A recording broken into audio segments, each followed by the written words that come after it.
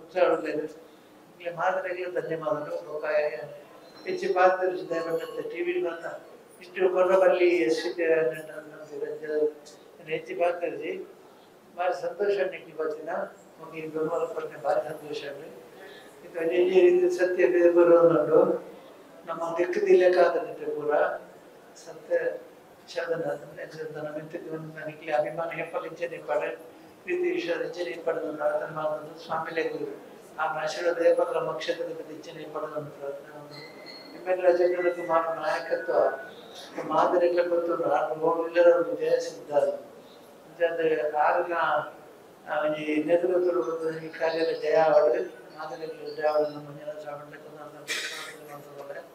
ಉಣಸಂಗ ಮಾತ್ರ ಪ್ರತ್ಯೇಕ ಅವರು ಬಸ್ಸದ ಕೈಗೆ ಪ್ರಯತ್ನ ವ್ಯವಸ್ಥೆ ಮಾಡ್ತಾರೆ ಮಾತ್ರ ವಿಜಯ ಮಾಡ್ಕೊಂಡ್ರೆ ಬಂದು ಮನಸ್ಸು ಮಾಡ್ಕೊಂಡು ಸೇವೆ ಮಾಡ್ಕೊಂಡು ಉತ್ಸಾಹలేదు ఇలా ಮಾದರಿగా ಧನ್ಯವಾದಗಳು ఒక ಹೆಚ್ಚು ಪಾತ್ರದಲ್ಲಿ ದಯವಿಟ್ಟು ಟಿವಿ ಬಂತ ಇಷ್ಟು ಕೊರಬಲ್ಲಿ ಎಷ್ಟಿದೆ ಹೆಚ್ಚು ಪಾತ್ರದಲ್ಲಿ ಭಾರಿ ಸಂತೋಷ ನಿಕ್ಕೆ ಬರ್ತೀನ ನಮಗೆ ಬೆಂಬಲ ಪಟ್ಟೆ ಭಾರಿ ಸಂತೋಷ. ಧರ್ಮಸ್ಥಳ ಪ್ರಕರಣದಲ್ಲಿ SIT ತನಿಖಾಧಿಕಾರಿಗಳು ಭೀಮಾ ಅಲಿಯಾಸ್ ಅನಾಮಿಕಾ ಮತ್ತು ಆತನ ಹೆಸರು ಕೂಡ ಈಗ ಎಲ್ಲ ಕಡೆ ರಿವೀಲ್ ಆಗಿದೆ. ಆತನನ್ನು ವಶಕ್ಕೆ ತೆಗೆದುಕೊಂಡ ಮೇಲೆ ಧರ್ಮಸ್ಥಳ ಶ್ರೀ ಕ್ಷೇತ್ರದ ಧರ್ಮಾಧಿಕಾರಿ ಡಾಕ್ಟರ್ ಡಿ ವೀರೇಂದ್ರ ಹೆಗ್ಗಡೆ ಅವರು ಮಹತ್ವದ ಹೇಳಿಕೆಯನ್ನು ಕೊಟ್ಟಿದ್ದಾರೆ. ಏನದು?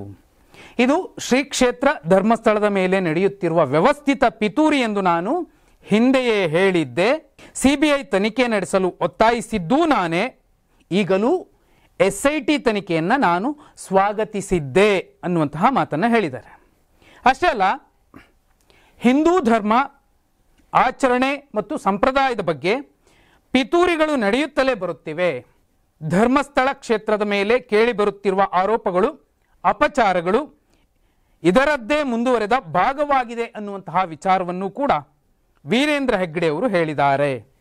ಜೊತೆಲಿ ಶ್ರೀ ಕ್ಷೇತ್ರದ ಮೇಲೆ ಕೇಳಿ ಬಂದಿರುವ ಆರೋಪಕ್ಕೆ ಯಾವುದೇ ಆಧಾರಗಳಿಲ್ಲ, ಸಾಕ್ಷ್ಯಗಳಿಲ್ಲ.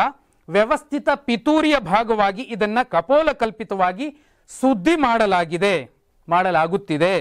ಕ್ಷೇತ್ರಕ್ಕೆ ಮತ್ತು ವೈಯಕ್ತಿಕವಾಗಿ ನನ್ನ ಕುಟುಂಬಕ್ಕೆ ಮಸಿ ಬಳಿಯುವ ಪ್ರಯತ್ನ ಇದು, ಬೇರೇನೂ ಅಲ್ಲ ಎಂದು ವೀರೇಂದ್ರ ಹೆಗ್ಗಡೆ ಹೇಳಿದ್ದಾರೆ. ಅದರ ಜೊತೆಯಲ್ಲಿ ಎಲ್ಲರಿಗೂ ಗೊತ್ತಿರುವ ವಿಚಾರ, 13 ಜಾಗದಲ್ಲಿ ಶವ ಹೂತಿದ್ದೇನೆ ಎಂದು ಅನಾಮಿಕ ಹೇಳಿದ. ಅಷ್ಟಕ್ಕೂ ಮುಗಿಯದೆ 17 ಕಡೆ ಹಗಿಯಲಾಗಿತ್ತು, ಅಲ್ಲಿ ಏನೂ ಕಂಡು ಬಂದಿಲ್ಲ. ಇದು ನಮ್ಮ ಧರ್ಮವನ್ನು ದುರ್ಬಲಗೊಳಿಸುವ ಕೆಲಸವಾಗಿದೆ.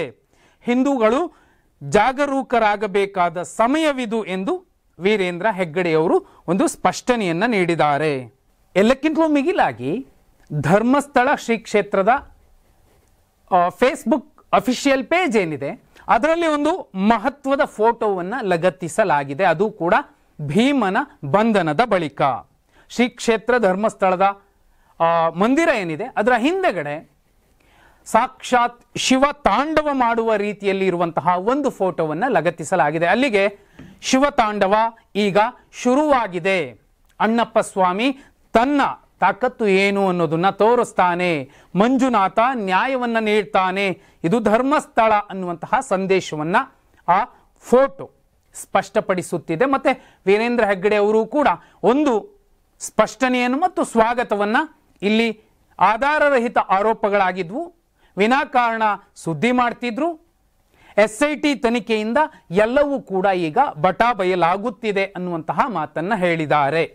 ಇದು ಧರ್ಮಸ್ಥಳ ಪ್ರಕರಣದ ವಿಚಾರವಾಗಿ ಧರ್ಮಾಧಿಕಾರಿ ಡಾಕ್ಟರ್ ಡಿ ವೀರೇಂದ್ರ ಹೆಗ್ಗಡೆ ಅವರು ಮತ್ತು ಆ ಕ್ಷೇತ್ರ ಕೊಟ್ಟಿರುವಂತಹ ಒಂದು ಕ್ಲಾರಿಟಿ.